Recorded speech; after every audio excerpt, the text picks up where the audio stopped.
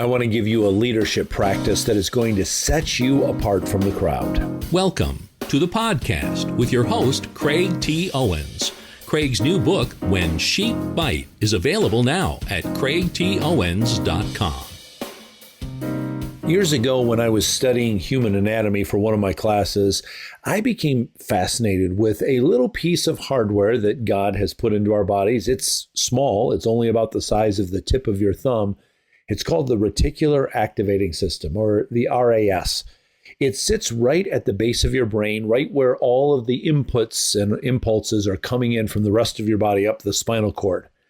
What the RAS does is filter out the messages that are coming in. I mean, we have messages all over the place. All 5 of our senses are constantly sending information to our brain.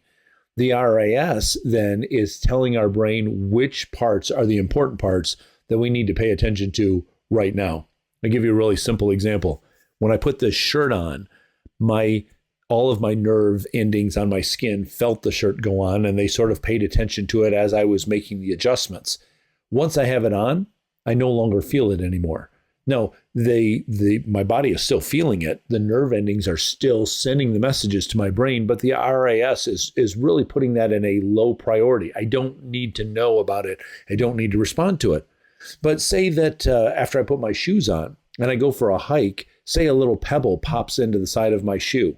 Now that information gets through. My brain says, oh, wait a minute, you better stop and get that pebble out or you're going to end up with a blister. So stop and take care of that. That information comes through.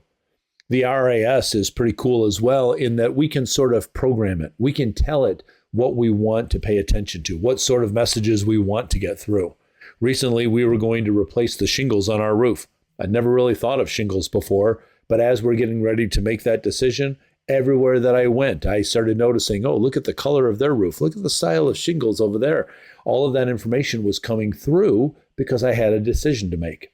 There's one thing that always gets through the RAS, and you don't have to program it, and that's your name. Think about if you're at the airport. You are surrounded by hundreds or maybe thousands of fellow travelers. They're using each other's names as they're in conversations. You hear all sorts of names over the announcements as they're saying a flight is departing, or they're saying, will such and such passenger go to this ticket counter or to the security checkpoint or whatever. And for the most part, you just sort of filter those out. You don't really pay attention to them until your name comes over.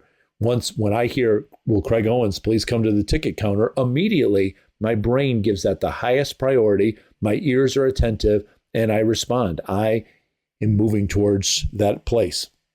That's what we can do as leaders. If you will learn people's names and if you will use people's names, what their RAS will do is allow your message to have a higher priority.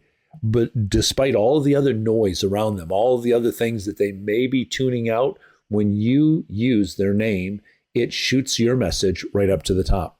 My wife and I were recently staying at a hotel while we were on a trip, and I learned that the lady who was preparing the breakfast for our hotel every morning, her name was Donna.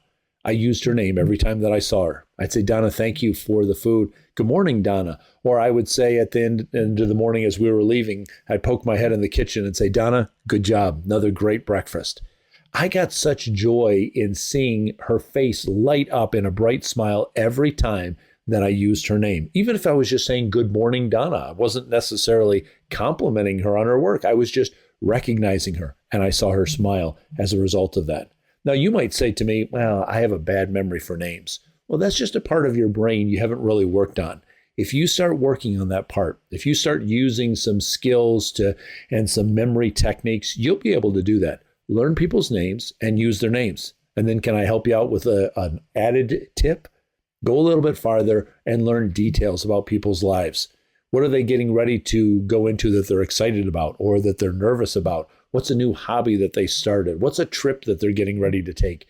And then follow up with them. Use their name. Talk about specific details from their life. And when you do that, it's going to make your leadership stand apart because people will know you're not treating them just as part of the machinery of the business or just as a mass of humanity that's around them. You will be sending a signal. Their reticular activating system will be allowing that signal to come through that you value them as a person, that you think that they are special and unique and that they have worth and value. Use people's names, use details about their life, and watch and see how your leadership soars. Craig's new book, When Sheep Bite, is available now. To order, go to craigtowens.com.